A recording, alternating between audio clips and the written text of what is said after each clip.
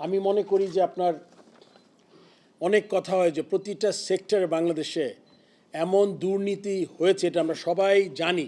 আমরা তো সবাই বাংলাদেশেরই মানুষ।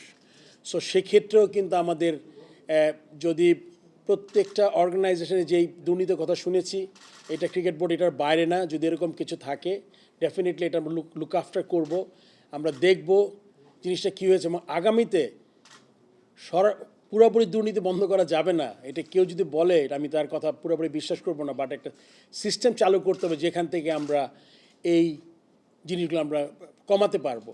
এক সময় দেখবো আমরা একটা দুর্নীতিমুক্ত একটা জায়গা পাবো। আমি আমার টেনিউর আমি এক্স্যাক্টলি জানি না কতদিন, বাট আমি এটা অ্যাসিওর করতে পারি আপনাদের, আমি যতদিন এই আমার সময়কাল থাকবে ততদিন আমার সর্বোচ্চ চেষ্টা থাকবে যে এই জিনিসগুলোকে লুক আফটার করা।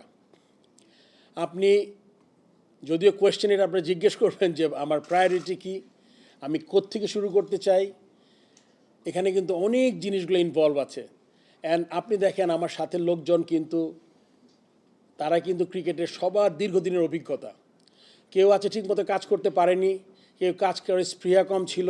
আমি আশা করব যারা কাজ করার যাদের আগ্রহ কম তাদের আসলে শুধুমাত্র বোর্ডে থেকে বোর্ডের ডিরেক্টর এইটা আসলে এই পরিচয়ে পরিচিত হওয়ার জন্য এটা গর্ব করার মতো কিছু হবে না।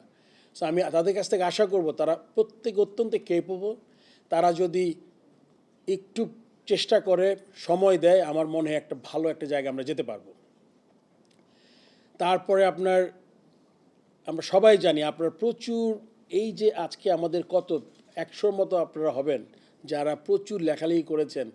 অ্যান্ড এখন মাঝে মাঝে আমাকে যখন টিভিতে ডাকা হয় আমি তখন মনে করি যে টিভিতে যে যাচ্ছি আমি দুই একটা হয়তো টক শো শুনে ফেলছি, দেখি যে আমার কথার সাথে তাদের কথা খুব বেশি পার্থক্য নাই।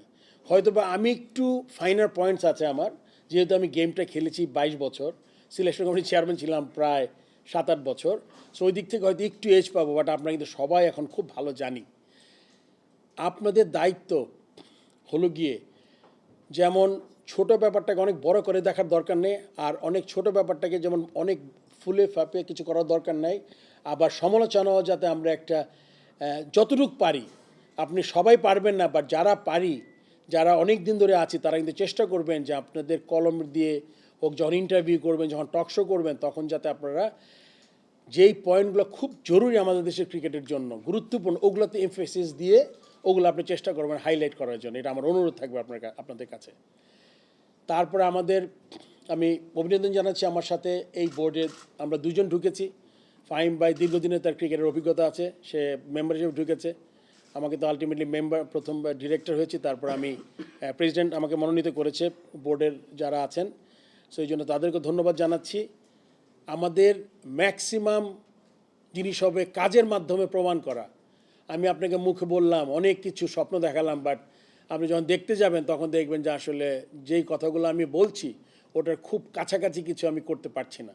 এই জন্য আমাদের কথা কমিয়ে দিয়ে আমাদের কাজে যেই জায়গাগুলো খুব গুরুত্বপূর্ণ ক্রিকেট আমাদের ইমপ্রুভমেন্টের জন্য, আমাদের ওই জায়গাগুলোতে আমাদের একদম প্রায়োরিটি বেসিসে আপনি অনেকগুলো ফিল্ড আছে আমাদের ভালো করার।